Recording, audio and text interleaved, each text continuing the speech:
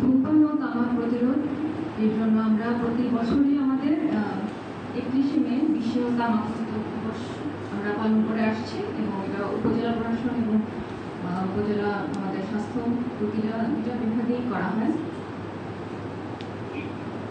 তামাক বলতে এখানে আসলে সবগুলো জিনিস নিয়ে এখানে কিন্তু আনা হয়েছে। মূলত শুধু সিগারেট যে তা না, সিগারেট ছাড়া আমরা আরও কি নেশা যুক্ত খাই, যে তামাক পাতা, জর্দা, পানের সাথে কিন্তু যেটা খাওয়া হয় এটাও কিন্তু এক ধরনের নেশা বাড়ি করে। তো মূলত দুটা জিনিসই আমাদের দেশে বেশ ব্যাপকভাবে প্রচলিত এবং তামাকটা হচ্ছে গিয়ে যেটা কি এটা বিভিন্ন ফর্মে কিন্তু আমরা খাই।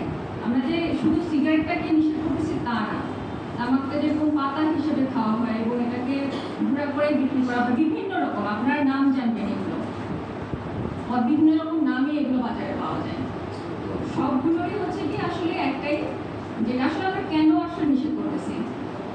শুধু সিগারেটে কিন্তু তামাক না, এটার মধ্যে প্রায় আমার ঠিক মুখস্থ নাই এই মুহূর্তে, এটা 10-20 রকমের এটাতে কেমিক্যাল টাইপের জিনিস থাকে।